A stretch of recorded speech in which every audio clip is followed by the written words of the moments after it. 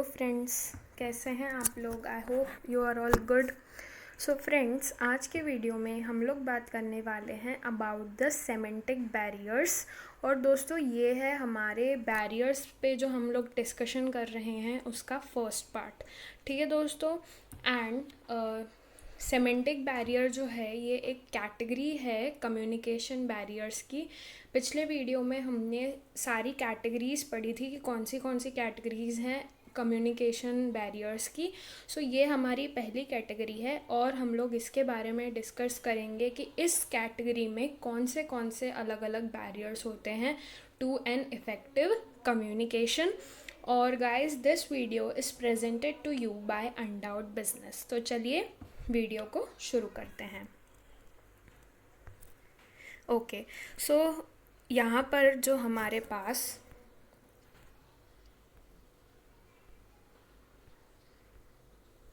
देखो, सबसे पहले हम एक ओवरव्यू ले लेते हैं कि what are semantic barriers.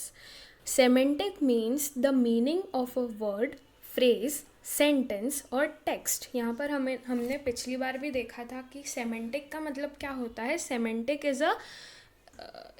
Semantic refers to the meaning of a word, phrase, sentence or text. Many a times there arises a communication barrier due to wrong understanding of the meaning of a word. यहाँ पर क्या बोला जा रहा है, semantic barriers में क्या होता है, जब दो लोग कम्युनिकेट कर रहे हैं आपस में तो कभी कभी किसी भी वर्ड के मीनिंग को लेकर बैरियर हो सकता है कि सामने वाला उस मीनिंग को समझ ना सके। ठीक है, this makes the communication difficult. जब मीनिंग ही क्लियर नहीं है मैसेज का तो कम्युनिकेशन अच्छे से नहीं हो पाता है।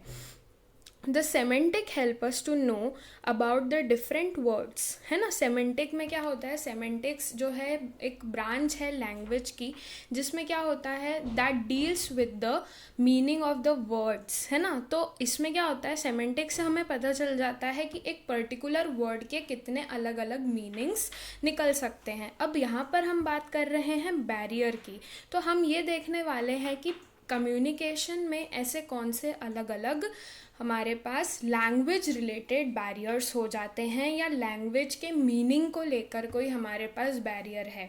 ठीक है, तो ये हमने एक ओवरव्यू लिया है कि सेमेंटिक बैरियर्स क्या होते हैं। अब हम देखते हैं कि सेमेंटिक बैरियर जो हमारी कैटेगरी है ना, सेमेंटिक बैरियर की कैटेगरी में कौन से पर्टिकुलर बैरियर होते हैं। सो यहाँ पर सबसे पहला बैरियर जो है हमारे पास, सबसे पहला है बैडली एक्सप्रेस्ड मैसेज। पहला है बैडली एक्सप्रेस्ड मैसेज, दूसरा है सिम्बॉल्स विथ डिफरेंट मीनिंग्स, तीसरा है फॉल्टी ट्रांसलेशंस, चौथा है टेक्निकल जैर्गन और फिफ्थ है अनक्लैरिफाइड अजम्पशंस। कौन से हैं ये, हमारे पास 5 बैरियर्स हैं। ठीक है, badly express message, symbols with different meanings, faulty translations, technical jargon और unclarified assumptions। तो ये एक लिस्ट है बैरियर्स की। अब इस वीडियो में हम लोग सिर्फ फर्स्ट 2 बैरियर्स की ही बात करेंगे क्योंकि वीडियो फिर बड़ा हो जाएगा और फिर आगे दिक्कत भी हो सकती है, क्योंकि दोस्तों ये बहुत ही इम्पोर्टेंट टॉपिक है आपका। ये अगर समझ लिया तो आपको इससे रिलेटेड जो केस स्टडीज़ आएंगी उसको सॉल्व करने में आसानी रहेगी। ठीक है, तो फर्स्ट 2 बैरियर्स जो है हमारे पास, that is badly express message. ठीक है, that is badly express message and symbols with different meanings. इस वीडियो में हम लोग इन 2 बैरियर्स के बारे में डिस्कशन करेंगे। तो आइए नेक्स्ट स्लाइड पे चलते हैं। सबसे पहला है badly expressed message. So, these are the hurdles that arises while encoding and decoding of messages। दोस्तों, encoding और decoding हमने ये बात पढ़ी थी in the कम्युनिकेशन प्रोसेस। जब हमने कम्युनिकेशन प्रोसेस की बात की थी तब हमने देखा था कि इनकोडिंग क्या होता है और डिकोडिंग क्या होता है। आई होप आपने वो वाला मेरा वीडियो देखा होगा, तो आप मुझे प्लीज़ कमेंट बॉक्स में बताइए कि इनकोडिंग और डिकोडिंग क्या होता है। सो जब हम ये बैरियर अराइज होता है तब जब हम लोग मैसेजेस को या तो इनकोड करते हैं या डिकोड करते हैं, ठीक है। And this can arise due to following reasons. अब इसके अलग अलग रीजंस हैं, जैसे कि यूज़ ऑफ रॉन्ग वर्ड्स। जब भी हम कोई मैसेज इनकोड कर रहे हैं या सामने वाला उसे डिकोड कर रहा है, तो कभी कभी क्या होता है, रॉन्ग वर्ड्स इस्तेमाल हो जाते हैं, तब ये हर्डल अराइज होता है, जो हमारा मैसेज है वो अच्छी तरह से एक्सप्रेस नहीं हो पाता। नेक्स्ट है फॉल्टी ट्रांसलेशंस। इसका मतलब ये है कि आपको कोई पर्टिकुलर वर्ड दिया है और उसको आपको किसी दूसरे लैंग्वेज में ट्रांसलेट करना है, तो आपने अगर उस वर्ड्स को या उस टेक्स्ट को या उस मैसेज को अच्छी तरह से ट्रांसलेट नहीं किया, तो भी आपको जो आपका मैसेज है वो उसका एक्सप्रेशन अच्छे से नहीं हो पाएगा। तो that is also a hurdle, है ना। और नेक्स्ट है हमारे पास ओमिशन ऑफ नीडेड वर्ड्स। अब ऐसा कोई मैसेज है जिसमें हमारा, ठीक है, ऐसा कोई मैसेज है जिसमें क्या हो रहा है, एक सेकेंड गाइज,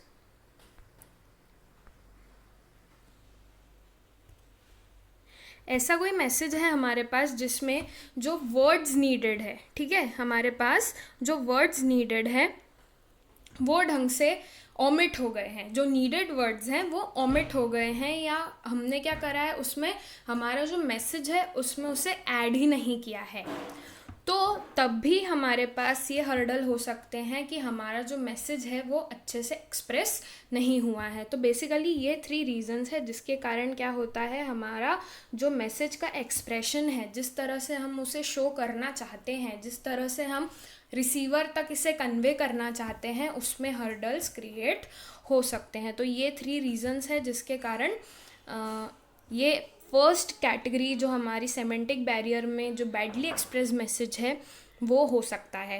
एंड इनकोडिंग और डिकोडिंग ये क्या होता है, आप मुझे प्लीज़ कमेंट बॉक्स में बताइएगा about encoding and decoding. So I hope आपको ये समझ आया हो। चलिए अब नेक्स्ट स्लाइड पे चलते हैं।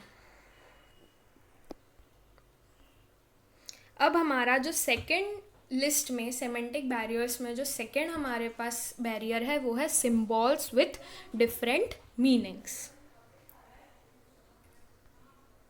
हाँ, अब यहाँ पर देखिए, अ वर्ड में पजेस डिफरेंट मीनिंग्स। देखो हर एक वर्ड के अलग अलग मीनिंग्स हो सकते हैं। The receiver needs to recognise the actual correct meaning of the message और सेंटेंस। इसमें क्या है, रिसीवर को ये समझना ज़रूरी है कि उस मैसेज में से क्या करेक्ट मीनिंग निकल कर आता है या क्या मैसेज का करेक्ट मीनिंग होता है, ठीक है। अब यहाँ पर मैंने आपको कुछ एग्जाम्पल्स दिए हैं, तो आइए इसे भी चेक कर लेते हैं। द वर्ड वैल्यू में हैव डिफरेंट मीनिंग्स। अब जैसे कोई एक वर्ड है वैल्यू, ठीक है, वर्ड है वैल्यू, इसके अलग अलग मीनिंग्स हो सकते हैं। जैसे what is the value of this ring, यहाँ पर पहला वैल्यू यूज़ हुआ। दूसरा क्या है, आई वैल्यू अवर फ्रेंडशिप। यहाँ पर देखिए दूसरा क्या है, आई वैल्यू अवर फ्रेंडशिप।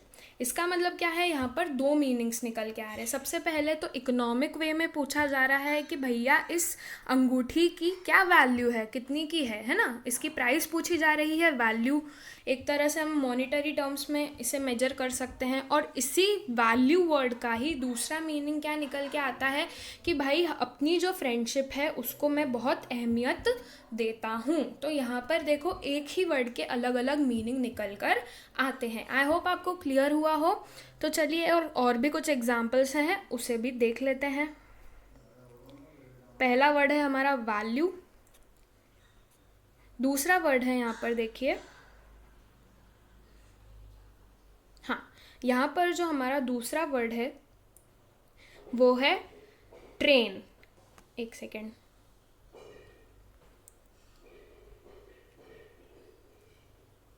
हाँ, यहाँ पर जो हमारा दूसरा वर्ड है वो है लेफ्ट। द वर्ड लेफ्ट में है डिफरेंट मीनिंग्स। अभी जो दूसरा वर्ड है लेफ्ट, इसके भी अलग अलग मीनिंग्स निकल सकते हैं। जैसे कि she left her books on the table. यहाँ पर क्या बोला गया है, उस लड़की ने अपनी बुक्स को उस टेबल पर छोड़ दिया। और नेक्स्ट सेंटेंस में इसका एक डिफरेंट मीनिंग निकल कर आता है कि the dining room is in the left. मतलब कि पहले इसमें तो ये बोला गया है कि उस लड़की ने किताबें टेबल पर छोड़ दी, और दूसरे इसमें ये बोला गया है, दूसरे इसमें जो लेफ्ट है उसका डायरेक्शन, उससे डायरेक्शन डिनोट होती है ना, कि डाइनिंग रूम जो है वो लेफ़्ट डायरेक्शन में है। तो आपने देखा यहाँ पर कि जो लेफ़्ट वर्ड है या इसके अलग अलग मीनिंग्स निकल सकते हैं, और यही है सिम्बॉल्स विद डिफरेंट मीनिंग्स का मतलब। एक में हमने डिनोट किया कि उसने अपनी बुक्स को छोड़ दिया एक जगह पर, और दूसरे में हमने ये डिनोट किया कि एक पर्टिकुलर डायरेक्शन में डाइनिंग रूम है। ठीक है, I hope this is clear to you. Next जो हमारे पास एक और एग्जाम्पल है, दूसरा जो हमारे पास एग्जाम्पल है, द वर्ड ट्रेन, है ना, आपने सुना ही होगा ट्रेन। ट्रेन में हैव डिफरेंट मीनिंग्स। इसका मतलब she is taking a class to train for a new job. पहला ट्रेन तो हमने ये पढ़ा। नेक्स्ट क्या है, she went to Delhi by train. वो पहले जो हमारा सेंटेंस है उसके कंटेक्स्ट में अगर देखा जाए तो वो ये बोल रहे हैं कि कोई एक एम्प्लॉय है जो कि न्यू जॉब के लिए ट्रेनिंग ले रही है, मतलब अपनी स्किल्स को अच्छा करने की कोशिश कर रही है। और दूसरे वे में दूसरे सेंटेंस में ये बोला गया है कि वो दिल्ली गई ट्रेन से। तो यहाँ पर एक व्हीकल का डिनोट हो रहा है, व्हीकल को हम यहाँ पर डिनोट कर रहे हैं। तो दोस्तों ये कुछ एग्जांपल्स थे जिसमें हमने देखा कि एक वर्ड के अलग अलग मीनिंग्स हो सकते हैं, और अगर उस मीनिंग को अच्छी तरह से ना समझा जाए मैसेज में तो कम्युनिकेशन हर्डल हो सकते हैं।